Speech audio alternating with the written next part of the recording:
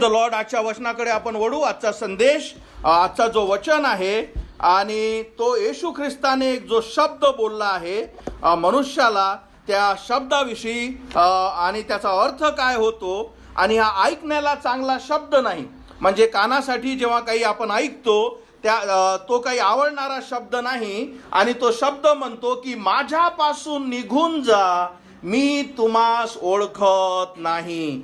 आणि मी तुम्हाला सांगतो की जोही मनुष्य हा शब्द जेव्हा ऐकेल, कारण हे काय आहे, हे प्रकटीकरण किंवा जे होणारी जी गोष्ट आहे फ्युचरमध्ये, हे देवाने लिहिलेली आहे.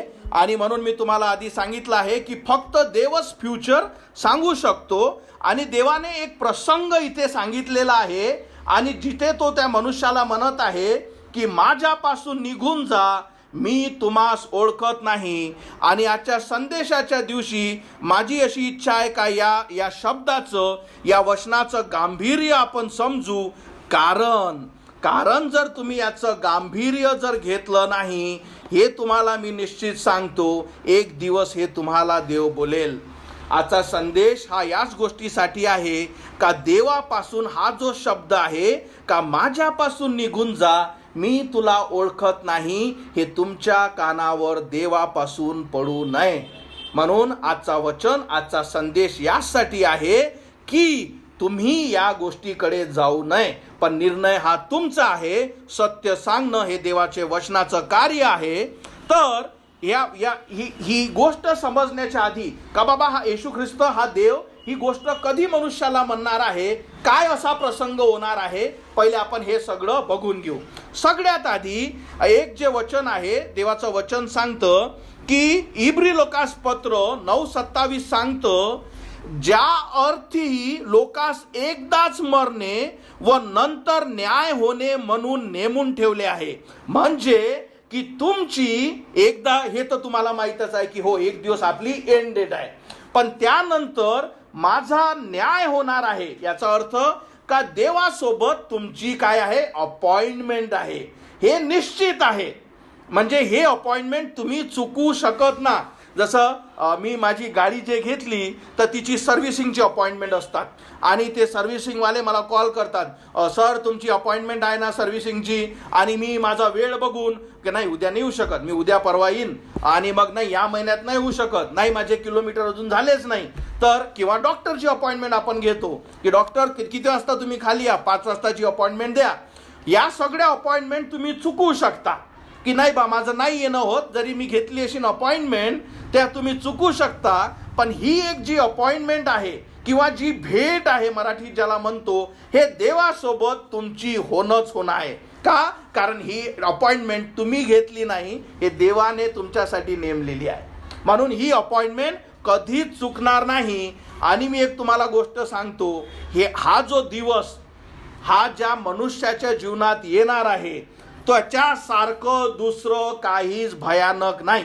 कारण या दिवसाला जजमेंट डे म्हणतात. मी तुम्हाला हे संदेश लिहित असताना मी काही विचार केला, ठीक आहे, आणि मी तुम्हाला सांगतो, असं नाही का लोकांना किंवा तुम्हाला बायबल माहीत होण्याची आवश्यकता आहे. मला सांगा, कधी असं झालं नाही का की तुम्ही जेव्हा बाहेर एखादा व्यक्ती वाईट तुमच्या संग करतो, तुम्ही त्याला म्हणत नाही का की अरे कमीत कमी देवाले तर भे, अरे थो त्या न्याय घेईल, त्या व्यक्तीला काय बायबल माहीत आहे का? मग हा व्यक्ती असा का बोलतो? का? कारण देवाने तुमच्या हृदयातच नियम लावून ठेवले आहे. तुम्हाला देवाची भीती जी आहे ते ऑलरेडी तुमच्या हृदयात आहे. हे असं आहे काय, अरे मी वचन ऐकलं, मला वचन माहीत आहे, देव तुझा न्याय घेईल. नाही, लोकांना बायबल हा शब्दही माहीत नाही, देवही माहीत नाही. मग असा कसा मनुष्य बोलू शकतो? का? त्याच्या हृदयात नियम कोरलाय. तुमच्या हृदयातच देवाचा भय दिलेला आहे. देवाने तुम्हाला तसं बनवलेलं आहे. आणि म्हणून जसं मी सांगतो की हा जो दिवस आहे मनुष्याच्या जीवनात सगळ्यात भयानक दिवस आहे. आजचा संदेश किंवा हे चर्च यासाठी सदैव असतं की कुठलाही व्यक्ती, लक्षात ठेवा, बाय डिफॉल्ट म्हणजे काही न करता प्रत्येक व्यक्ती या दिवसासाठी हजर राहणार आहे. पण ही चर्च आणि ही सेवा यासाठी आहे का त्या व्यक्तीला तिकडे न जाता त्यातून विकल्प काय आहे. कारण एकदा मरण आणि न्याय हे नेमून ठेवलेलं आहे. मग असं काय आहे की मला त्याच्यापासून वाचता येईल हे तुम्हाला सांगणं, याच्यासाठी हा संदेश आहे. म्हणून एकदाच मरण आणि न्याय हे नेमून ठेवलेलं आहे. फक्त आता जर तुमची इच्छा, कारण जेव्हा तुमची इच्छा याच्यावर विश्वास राहील की मरण आणि न्याय हे माझ्या संग होणार आहे, कारण जेव्हा तुम्ही या गोष्टीवर खरंच विश्वास ठेवाल तेव्हाच तुम्ही याचा विकल्प काय आहे, याच्यातून मला मग बाहेर कसं येता येईल, त्या गोष्टीकडे तुम्ही शोधाल. पण जर तुम्ही या गोष्टीवर विश्वासच ठेवणार ना, तुम्हाला विकल्पाची सुद्धा गरज नाही. पण जसं मी तुम्हाला सांगतो, फरक पडत नाही. ही अपॉइंटमेंट, ही भेट होणारच आहे, कारण हे देवाने नेमलेली आहे. दुसरं आपण बघू का या अपॉइंटमेंटच्या दिवशी काय होणार आहे. तर देव काय करणार आहे, प्रत्येकाला, म्हणजे रोमकरास पत्र 14:12 म्हणतो, रोमकरास पत्र 14:12, तर मग आपल्यातल्या प्रत्येक जण देवाला आपला हिशोब देईल. म्हणजे जेही आपण या शरीरात करतो त्याचा काय करेल, देव हिशोब घेईल. याच्याविषयी मी जेव्हा विचार करत होतो, आणि हे सुंदर गोष्ट आहे का देव बाबा आपला काय हिशोब घेईल, आहे की नाही, चांगली गोष्ट आहे. देव आपला कशाला हिशोब घेईल, मी करून आलो मी पाच बसीन. याचं तुम्हाला एक सुंदर गोष्ट सांगतो. आपण लहान असताना तुमचे आई वडील तुम्हाला पैसे द्यायचे ना, काही पैसे घे, दुकानात जा, दुकानातून जाऊन काही सामान घेऊन ये. जेव्हा आपण चुकतो, माझ्या घरी खूपदा ऐकतो, रेवानला सामान आणायला जाते आणि मी जेव्हा येतो मी बघत असतो सीन का असतं की माझी आई त्याला हिशोब मागत आहे. काय हिशोब मागत आहे, कारण जेव्हा आपण चुकतो मग आपल्याला काय विचारलं जातं, किती पैसे दिले होते, केवढ्याचं झालं, किती आणले तू, किती राहिले, किती आणायला पाहिजे होतं, काय तू केलं, का ती हिशोब मागत आहे, कारण तिनं ते पैसे दिले आहे.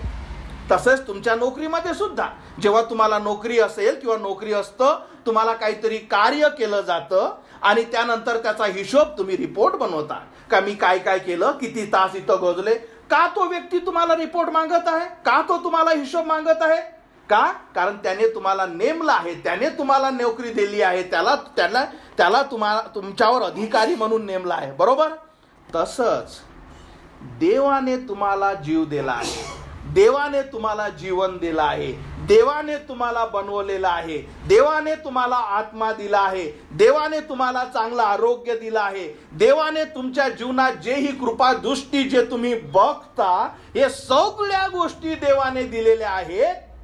आणि त्याच्यासोबत देवाने तुम्हाला नियमही दिले आहेत. आणि मग जेव्हा हे जे नियम आहे का, की माझ्याशिवाय तुला दुसरा देव नसावा, कोरीव मूर्ती करू नको, वाईट बोलू नको, व्यभिचार करू नको, लोभ धरू नकोस, आई वडिलांची आज्ञा पाळ, दुसऱ्यांच्या मालमत्तेवर लोभ धरू नकोस, खून करू नकोस, या सगळ्या ज्या गोष्टी ज्या तुम्हाला दिल्या आहेत, तुम्हाला आशीर्वाद तर दिलेच आहेत, पण तुम्हाला नियम दिले आहेत.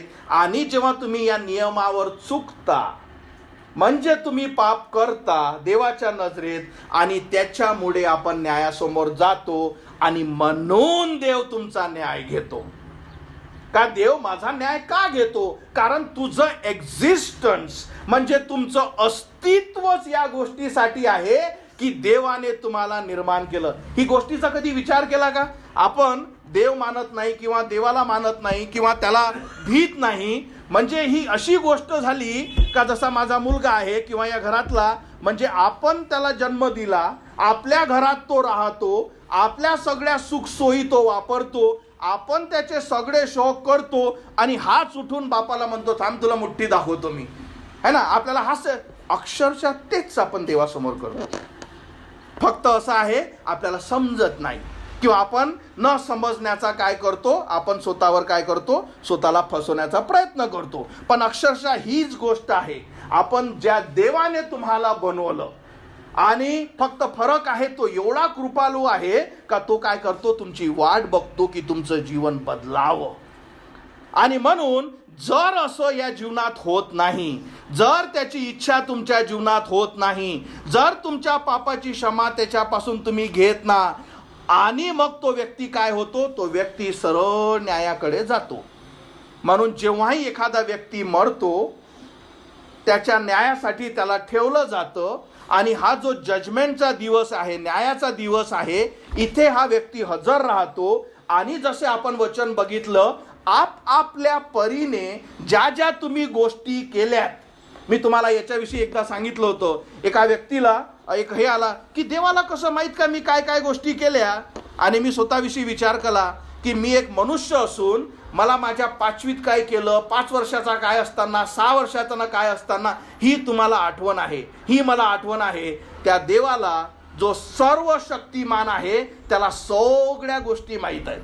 तो सगळ्या गोष्टीचा रेकॉर्ड ठेवतो आणि या सगळ्या गोष्टी मनुष्यासमोर तो न्यायाच्या दिवशी हजर करेल. पण हा व्यक्ती न्यायासमोर गेला नाही पाहिजे. कारण काय सांगितलं, या जीवनातला, तुमच्या जीवनातला तुम्हाला जर वाटत असेल का नाही माझे लय वाईट क्षण येऊन गेले, नाही काहीच नाही झालं अजून. तुम्हाला जर वाटत असेल का नाही मी खूप मोठ्या प्रसंगातून गेली, नाही अजून काहीच झालं नाही. जेव्हा हा दिवस जर तुमच्या जीवनातून निघत नसेल, तुम्ही जर इस्केप किंवा त्याच्यातून विकल्प शोधत नसाल आणि जर या दिवसासमोर जेव्हा तुम्ही उभे राहाल तेव्हा तुम्हाला कळेल का हा दिवस सगळ्यात वाईट आहे माझ्या जीवनातला, कारण देव आता माझा न्याय घेणार आहे. पण जे मी तुम्हाला सांगतो की पण देव तुमच्यावर प्रेम करतो, देव माझ्यावर प्रेम करतो. देवाची इच्छा नाही की आपण लोक त्या न्यायासमोर उभे राहावे, देवाची इच्छा नाही. पण याचा अर्थ हा होत नाही का देव तुम्हाला सत्य सांगत नाही.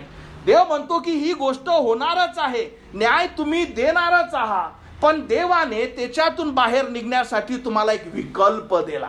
त्याने काय केला, आपला एकुलता एक पुत्र प्रभू येशू ख्रिस्त दिला. त्याने काय केलं, हे जे तुमचे पाप ज्याच्यासाठी आपण न्याय देणार आहोत त्याने हे सगळे घेतले आणि आपल्या मुलावर टाकले. मी तुम्हाला एक उदाहरण देतो. बायबल जुना आणि नवीन करार या दोघांमध्ये डिवाइड आहे. तुम्हाला मागच्या आठवड्यात मी जुना करार काय आहे शिकवलं. त्याच्यात जेव्हा एखादा व्यक्ती पाप करायचा तर त्यांच्यासाठी काय करून ठेवलेलं होतं, तर जसा तुम्ही एखादं पाप करता तुम्ही एखादा कोकरू आणायचा, एखादा कोकरू विकत आणायचा. कसा कोकरू आणायचा, असा पडलेला किंवा लंगडा झालेला नव्हे, तर असा कोकरू जो त्या कळपातला सगळ्यात उत्तम आहे असा कोकरू आणायचा. आणि ज्या व्यक्तीनं पाप केलं त्यानं काय करायचं, त्या कोकरूवर हात ठेवायचा. त्याच्यामुळे काय व्हायचं की माझे जे पाप आहे ते या कोकरूवर मी टाकतो. आता तो कोकरू काय केला जायचा, देवाच्या वेदीजवळ आणायचे, त्या कोकरूला मारल्या जायचं, त्याचं रक्त त्या वेदीच्या अवतीभवती टाकल्या जायचं. ही प्रक्रिया कशासाठी होती, जर एक मनुष्य पाप करतो, विचार करा या मनुष्य जो पाप करतो तो जो कोकरू आहे बिचारा, जो आता जन्मला, जो उत्तम आहे, तो माझ्या पापासाठी काय केला जातो, तो आपला जीव देतो, त्याचं रक्त सांडवलं जातं. पण ही गोष्ट कशासाठी होती, हे काय होतं, हे फक्त क्वचित किंवा थोड्या वेळासाठी देवाची योजना होती. त्यानंतर देवाचा कोकरा प्रभू येशू ख्रिस्त आला. त्याने या कोकरू सारखंच त्या गोष्टी केल्या. तुमचे आणि माझे सगळे पाप त्याने स्वतःवर घेतले. क्रुसावर त्याने आपला जीव दिला. आपलं पवित्र रक्त तुमच्या आणि माझ्यासाठी सांडवलं, यासाठी का आपले पाप त्याच्यावर ट्रान्सफर व्हावे, की यासाठी का जेव्हा आपण त्याच्यापासून प्रायश्चित्त स्वीकार करतो, या गोष्टीवर विश्वास ठेवतो का ख्रिस्त माझ्या पापासाठी मारण्यात आला. जसा या कोकरू आहे की नाही, हा व्यक्ती पाप करतो, त्याच्यावर हात ठेवतो, याचे पाप त्याच्यात ट्रान्सफर होतात आणि तो मारला जातो. निष्पाप आहे तो, तसाच देवाचा पुत्र निष्पाप जो आहे तो तुमच्या आणि माझ्यासाठी मारण्यात आला. आणि जेव्हा तुम्ही त्याच्यापासूनचं प्रायश्चित्त स्वीकारता, त्याच्यापासूनचं तारण स्वीकारता, हा विश्वास ठेवता की देवाने हा विकल्प माझ्यासाठी दिलाय. जसं तुम्हाला माहित आहे की एकदाच मरण आणि न्याय आहे, हे तर वाईट बातमी झाली. पण याच्यातून गुड न्यूज किंवा चांगली बातमी हे आहे का देवाने आपला पुत्र दिला आणि ज्या गोष्टीसाठी माझा न्याय होणार आहे, जी शिक्षा मी घेणार आहो, जे न्यायाच्या दिवशी माझ्यासाठी लिहून ठेवलेली आहे, ते देवाच्या पुत्रानं घेतली. आणि म्हणून याचा प्रायश्चित्त म्हणून मी त्याचा स्वीकार करतो, यासाठी का मी त्या न्यायाच्या दिवशी जाऊ नये. ही देवाची तुमच्यासाठी इस्केप प्लान आहे किंवा त्याच्यातून बाहेर निघण्याची योजना आहे. पण जो व्यक्ती म्हणतो की नाही, मला हे प्रायश्चित्त, मला या गोष्टी आवडत नाही, मी याच्यावर विश्वास ठेवत नाही किंवा मला वाटत नाही की असं काही होतं. हा, जसं मी तुम्हाला सांगितलं, मी कितीकही बोंबलो, विश्वास ठेवणं कोणीच तुमच्या मनात टाकू शकत नाही. ती डिसिजन तुमची स्वतःची आहे. का हे असं काही होईल का, हे सगळं तुमचं आहे. माझं काम आहे सत्य सांगणं, बी पेरणं, सत्याचं बी पेरणं हे माझं काम आहे. तुम्ही तुमचं हृदय किती कठोर करता किंवा मऊ करता त्याच्या वचनासाठी, हा निर्णय तुमचा आहे. जर सत्याचं बीज पेरल्या गेलं आणि तुमचं हृदय त्या वचनासाठी मऊ असलं तर त्याच्यातून सुंदर झाड निघेल आणि त्याला पीक येईल, त्याला फळं येतील शांतीचे. देव तुमच्या जीवनातून गौरवला जाईल. पण तुमचं हृदय जर दगडी असलं, ते सत्याचं बीज जे टाकल्या गेलं ते वरच बिचारं काय होऊन जाईल, मरून जाईल. ते बीज वर न मरता तुमच्या हृदयात मरणं आवश्यक आहे. झाड कसं उगतं माहित आहे का तुम्हाला? ते बीज टाकल्यावर ते मरतं आणि मरून त्याच्यातून जीवन येतं, झाडात जीवन येतं. तसंच तुमच्या हृदयात जेव्हा तुम्ही कठोर न करता हे सत्याचं बीज जेव्हा पेरल्या गेलं आणि तुम्ही स्वीकारता, हा निर्णय तुमचा आहे, तेव्हा काय होतं, तुम्ही तुमच्या पापाची जे शिक्षा आहे ते ख्रिस्ताने घेतली हे स्वीकारता. म्हणजे तुम्ही काय केला, शॉर्टकट किंवा तो मार्ग, तो इस्केप रूट त्यातून स्वीकारला की मला न्यायापाशी जायचं नाही, कारण माझा विश्वास आहे का मी पापी आहे, माझा विश्वास आहे की माझा न्याय आहे आणि मला इथं जायचं नाही, पण मी ख्रिस्ताचा स्वीकार करते. त्याच्यामुळे काय झाली, तुमची अपॉइंटमेंट कॅन्सल झाली. किती सुंदर गोष्ट आहे की माझं मरण आहे, पण मरणानंतर मी स्वर्गात जाणार आहे. मी न्यायापाशी नाही, कारण ख्रिस्ताला स्वीकारल्यामुळे माझा जो न्यायाची जी अपॉइंटमेंट आहे ती कॅन्सल झाली. कारण म्हणजे तुमची शिक्षा गेली नाही, कुठंच नाही गेली, फक्त ती मी न घेता ख्रिस्ताने घेतली हे मी स्वीकारते आणि त्याच्यामुळे तो तुम्हाला वाचवतो हे तुम्हाला कळतं. पण हा झाला जजमेंट, जे जे जे त्यातून तुम्ही बाहेर निघू शकता. पण एखादा व्यक्ती जो म्हणतो की मी हे स्वीकारत नाही, जसं या ननविषयी मी तुम्हाला सांगितलं, 70 वर्ष ती त्यातच होती, तिने जोपर्यंत स्वीकारलं नसतं तर हे न्यायाच्या दिवसाकडे उभी असती. म्हणून जो व्यक्ती स्वीकारत नाही तो न्यायाच्या दिवशी उभा राहतो आणि तिथे काय होतं हे आपण बघू.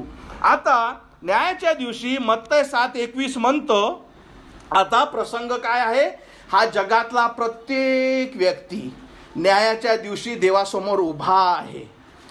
आणि जसं कोर्टात आपला न्याय चालतो, कोर्टामध्ये काय असतं, आरोपी येतं, जज विचारतो, काय विचारतो, तुला काही बोलायचं आहे.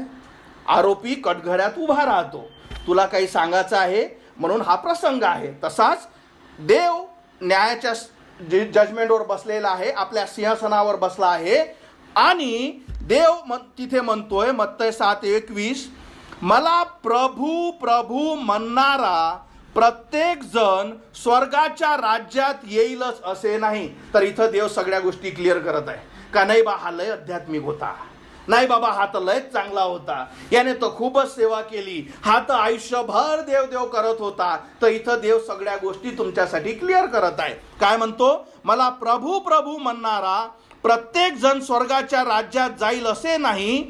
तर मग कोण, तर माझ्या स्वर्गातील पितेच्या इच्छेप्रमाणे जो वागतो त्याचाच प्रवेश स्वर्गाच्या राज्यात होईल. आता देव काय म्हणत आहे की प्रभू प्रभू देव देव म्हणणार नाही, तर माझ्या पित्याच्या इच्छेनुसार.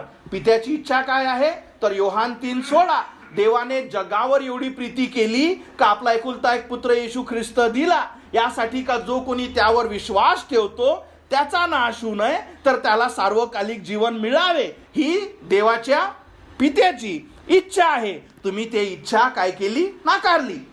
स्वर्गात देव काय म्हणतो, कोण जाऊ शकतो, तर माझ्या स्वर्गातील पितेच्या इच्छाप्रमाणे. म्हणजे ही अशी गोष्ट झाली का देवाने आपला पुत्र दिला की हो माझी इच्छा आहे का याच्याद्वारेच तारण आहे. स्वर्गाखाली असं कुठलंच नाव देवाने दिलेलं नाही ज्याच्यामुळे मनुष्याला तारण मिळावे, त्याच्या नावातच तारण आहे. आणि जेव्हा तुम्ही त्याला स्वीकारता, तुम्ही पित्याची इच्छा तुमच्या जीवनात पूर्ण करता. त्याने आपला पुत्र तुमच्यासाठी दिला, ही इच्छा तुम्ही स्वीकारता की याच्यामुळे मला तारण मिळावे. आणि जो व्यक्ती स्वीकारतो त्याच्या जीवनात काय झाली? देवाची इच्छा पूर्ण झाली. आणि काय म्हणतो? पितेच्या इच्छेप्रमाणे जो वागतो त्याचाच प्रवेश स्वर्गाच्या राज्यात येईल. तर देवाने इथे काय केलं? क्लिअर केलं का स्वर्गात आता कोण येऊ शकेल. आता पुढचं वचन 22वं वचन. आणि आता म्हणजे देवाने काय केलं आहे ना, नियम केला की हे असं असं आहे. ठीक आहे, आता आहे तुमची काय? आता हा बोला, तुम्हाला काय बोलायचं आहे? मग लोक येतील त्या दिवशी मला अनेक जण म्हणतील. आता कसे हे लोक त्या दिवशी? पहिली एक गोष्ट, कारण हे जर न्यायाच्या दिवशी तिथं गेले याचा अर्थ हेच क्लिअर झाला आहे का यांना आता तारण नाही, कारण तो वेळ निघून गेला. तिथं काहीच नाही आहे का? तिथं असं नाही की अरे हो तुझी आर्ग्युमेंट बरोबर आहे रे, तू बरोबर बोलला, तुला इथं नाही असायला पाहिजे, तिथून बदली नाही. ठीक आहे, तर इथे त्या दिवशी मला अनेक जण म्हणतील, हे प्रभू आम्ही तुझ्या नावाने संदेश दिले, तुझ्या नावाने भूते काढली व तुझ्या नावाने पुष्कळ चमत्कार केली नाहीत का? आता मला नाही समजलं की तुम्हाला हे कळलं असेल का. आता पुन्हा समजून मी तुम्हाला सांगतो. तुझ्या नावात कोण केलं? मी केलं. मी चांगले कार्य नाही केले, मी दान नाही दिले, मी लोकांना मदत नाही केली, मी चर्चमध्ये नव्हती, मी मंदिरात नव्हती, मी तुझी सेवा नाही केली. माझी इच्छा. त्याने वर काय सांगितलं की जो माझ्या पिताच्या इच्छेप्रमाणे येईल. हा व्यक्ती काय म्हणत आहे? अरे मी हे सगळं केलं ना. हा काय सांगत आहे? मी माझ्या इच्छा केल्या, माझ्या इच्छा केल्यामुळे तू मला स्वर्गात घे. देव म्हणत आहे की माझ्या पित्याची इच्छा जे करतो त्याला मी स्वर्गात घेतो. आणि म्हणून आपल्याला कळतं की मनुष्य तिथे सुद्धा काय करण्याचा प्रयत्न करत आहे की माझ्या कार्या किंवा कर्मामुळे मला तू स्वर्गात घे, कारण मी या सगळ्या गोष्टी या पृथ्वीवर केल्या, म्हणून माझी इच्छा आहे का तू मला स्वर्गात घे. एवढंच नव्हे तर विचार करा, इथे हे पहिला मुद्दा काय आहे? मनुष्याचं उत्तर जे तुमचं उत्तर नसावं, कारण जर ते तुमचं उत्तर आहे तुम्ही इथे उभे राहाल आणि हेच तुमचं उत्तर राहील. तर पहिलं काय आहे?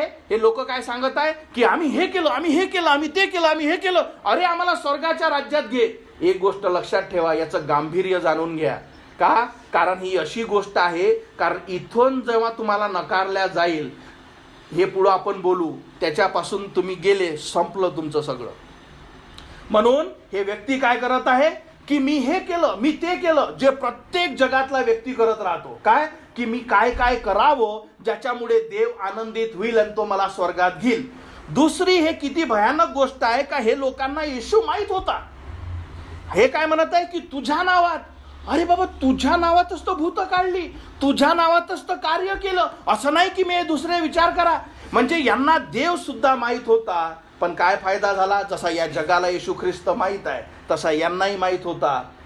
आणि प्लस यांनी जे चमत्कार घडवले, जे तुम्ही यांनी मी तर कधी आयुष्यातही करू शकणार नाही. भूत काढली, रोगे बरे केली, अनेक आत्मे हे केले, पण तरी देव काय म्हणतो यांना? त्याचं उत्तर आपण बघू. आणि हे सगळ्यात महत्वाचं मत्तय 7:23 जो आजचा संदेश आहे, जो आजचा आपला विषय आहे, तेव्हा मी त्यांना स्पष्ट सांगेन की मी तुम्हास ओळखत नाही.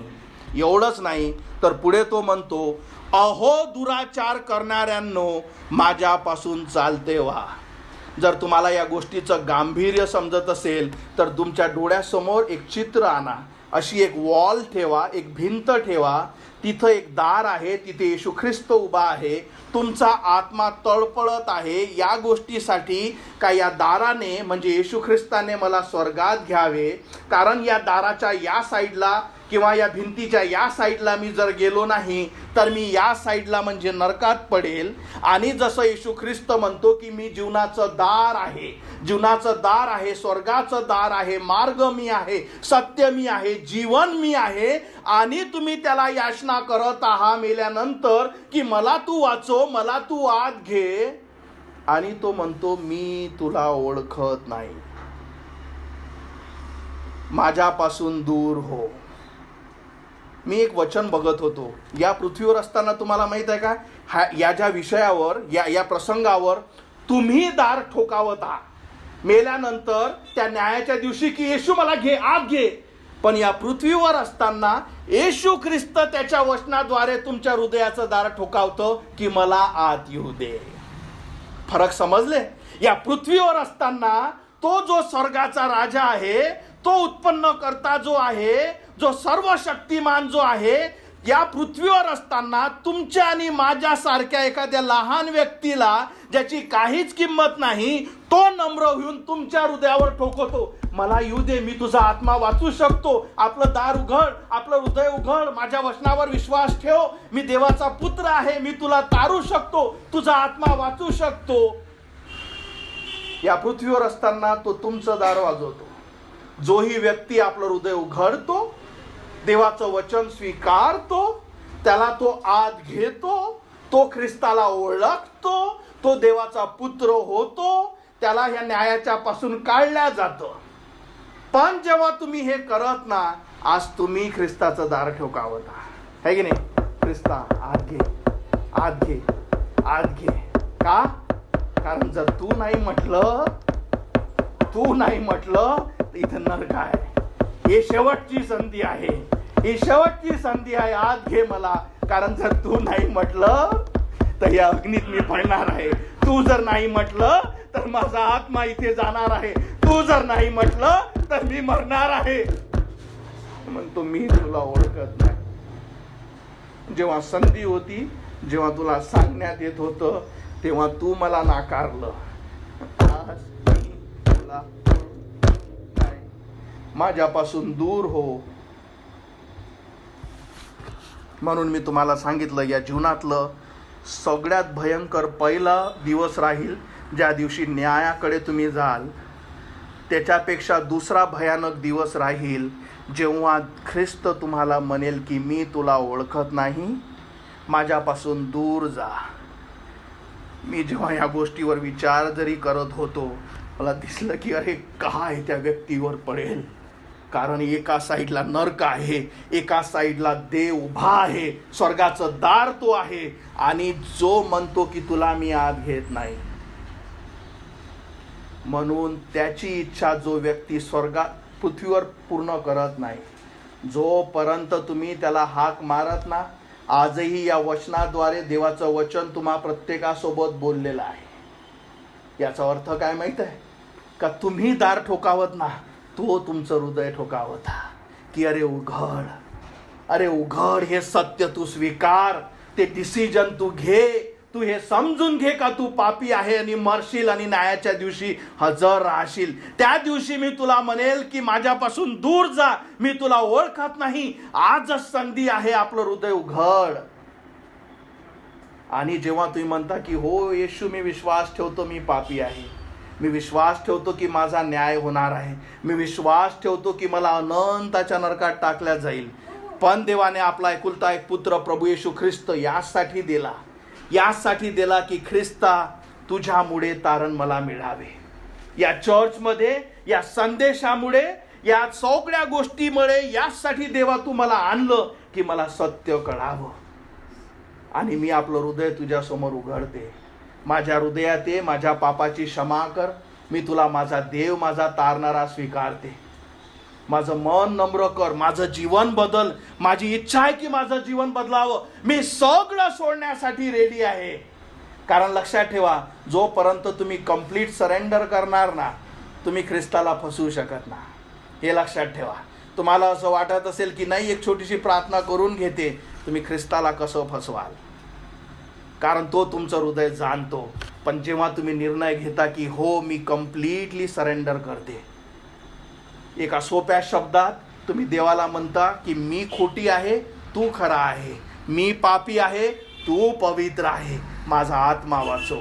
जेव्हा तुम्ही हे कबूल करता आणि जे तारण ख्रिस्तापासूनची जे भेट आहे ते विश्वासाने तुम्ही स्वीकारता, तुम्ही काय करता? ख्रिस्ताला आपल्या हृदयात बोलावता. या मुलांनी जे गाणं म्हटलं, क्राइस्ट लिव्हेथ इन मी, म्हणजे ख्रिस्त माझ्यामध्ये राहतो. ज्याच्यामध्ये ख्रिस्त राहतो तो न्यायाच्या दिवशी जात नाही, तो मेल्यानंतर स्वर्गात जातो. पण ज्याच्यामध्ये ख्रिस्त राहत नाही तो या न्यायाच्या दिवशी उभा राहील. तो आपल्या आत्म्यासाठी ख्रिस्ताला याचना करेल, पण त्या दिवशी कृपा राहिलेली नाही. कृपा आज आहे. तारणाचा दिवस आज आहे. ख्रिस्ताला स्वीकारण्याची वेळ आज आहे. चांगली वेळ आज आहे. ही वेळ निघून गेली, त्यानंतर ती वेळ राहणार नाही. मला ठाऊक नाही की तुमची डिसिजन काय आहे. जर देवाचं वचन तुमच्या संग बोललं असेल आणि जर तुमची इच्छा असेल का मला या दिवशी, न्यायाच्या दिवशी हजर राहायचं नाही, मला समजतं मी पापी आहे, मला समजतं देवाचं वचन खरं आहे, कारण एकदाच मरण आहे आणि नंतर न्याय आहे, पण ख्रिस्ता जो विकल्प तू माझ्यासाठी दिला, देवाचं वचन सांगतं की जो माझ्या पित्याची इच्छा, आणि पित्याची इच्छा काय आहे का तुम्हाला त्याच्या पुत्राद्वारे सार्वकालिक जीवन मिळावे. जर हे वचन तुमच्या संग बोललं असेल, वेळ जाऊ देऊ नका. आपण माना खाली घालू, आपले डोळे बंद करू. मला ठाऊक नाही तुम्ही कधी त्याला आपल्या हृदयात बोलावलं का नाही, पण आज तो तुमचं हृदय, तुमचं दार ठोकावत आहे. आणि जर तुम्ही ते उघडलं नाही, कारण हा निर्णय तुमचा आहे, एक लक्षात ठेवा की तुम्ही त्याचं हृदय ठोकाल, तुम्ही त्याचं न्यायाच्या दिवशी दार ठोकाल, पण ती वेळ निघून गेलेली असेल. तो दार उघडणार नाही का? कारण त्याने तुमच्यासाठी या पृथ्वीवर असताना सगळ्या गोष्टी केल्या. तुम्हाला फक्त तारणच नाही तर ते जीवनाचं सत्य सांगण्यासाठी अनेकदा संधी दिली. पण जर आपलं हृदय आपण कठोर करतो, आपलं दार आपण उघडत नाही, आपलं हृदयात आपण त्याला बोलावत नाही, आपण तो निर्णय घेत नाही, तर एक दिवस न्यायाच्या दिवशी ख्रिस्त म्हणेल की माझ्यापासून दूर जा, मी तुला ओळखत नाही, तू दुराचार करणारा आहेस. आणि तो आपल्या पापाची शिक्षा भोगण्यासाठी अनंताच्या सरोवरात तो टाकल्या जाईल. जिथं अग्नी आहे, जिथे दात खाणे आहे, जिथे तळपणे आहे, जिथे सैतानाला सुद्धा तो टाकणार आहे. निर्णय आपला आहे. जर आजचे वचन तुमच्या संग बोललं असेल आणि तुमची इच्छा असेल की हो ख्रिस्ता माझा आत्मा वाचो, माझ्या हृदयात ये, मी तुला माझा देव, माझा तारणारा स्वीकारते, माझ्या पापाची क्षमा कर. होय प्रभू, मी विश्वास ठेवते मी पापी आहे, मी विश्वास ठेवते की तू माझ्या पापासाठी मारण्यात आला, गाळण्यात आला, मी विश्वास ठेवते तू देवाचा पुत्र आहे परमेश्वरा, तुझ्या वचनावर विश्वास ठेवते. होय प्रभू, माझी क्षमा कर, माझं जीवन बदल माझ्या राजा, या पापातून मला बाहेर काढ माझ्या राजा, मला सहाय्य कर प्रभू, मला डिसिजन घेण्यासाठी प्रभू मला सहाय्य कर. होय प्रभू, सैतान मला त्रास देतो, मला ओढतो माझ्या राजा, तो सांगतो की तू उद्या कर आणि काही फरक पडत नाही. आणि होय परमेश्वरा, पण माझी इच्छा आहे की प्रभू तुला स्वीकारावं, माझी इच्छा आहे परमेश्वरा की माझं जीवन बदलावं, माझी इच्छा आहे प्रभू जे तारण तुझ्यापासून आहे तू मी घ्यावं, माझी इच्छा आहे परमेश्वरा की मी न्यायासमोर उभा राहू नये. त्यातले तुम्ही असाल, वेळ जाऊ देऊ नका. देवाचा आत्मा, देवाचे वचन तुमच्या हृदयासंग, तुमच्या संग बोलत आहे याची मला जाणीव आहे. त्याचे वचन सांगतं की माझे वचन कधीच खाली जाणार नाही. जेव्हा तुम्ही आपलं हृदय उघडता, म्हणता येशू मी सरेंडर करतो, मी स्वतःला समर्पित करतो, मी विश्वास ठेवतो तू देवाचा पुत्र आहे, मी विश्वास ठेवतो मी पापी आहे, मी विश्वास ठेवतो परमेश्वरा मी चुकलो आहो, मी खोटा आहो, मी पापी आहो, आणि मी विश्वास ठेवतो तू पवित्र आहे. होय प्रभू, माझ्या हृदयात ये, माझा आत्मा वाचो, जे तारणाची पवित्र भेट तुझ्यापासून आहे ते मी आज स्वीकारते माझ्या राजा. माझ्या हृदयात ये माझ्या प्रभू, माझ्या पापाची क्षमा कर, नवीन जीवन तू दे माझ्या राजा. की प्रभू जेव्हा मी मरेल प्रभू, मी या न्यायाच्या दिवसासाठी नव्हे तर परमेश्वरा तुझ्या सोबतच्या स्वर्गाच्या सहभागितेसाठी निवडला जावं. यातले तुम्ही असाल, वेळ जाऊ देऊ नका. ख्रिस्त वाट बघत आहे. तुमचं हृदय त्याच्यासमोर उघडा, म्हणा येशू माझी क्षमा कर. चाकून बघा तो किती चांगला आहे. जेव्हा तुम्ही त्याला आपल्या हृदयात बोलावता, ती स्वर्गातील शांती तुमच्या हृदयात येतं.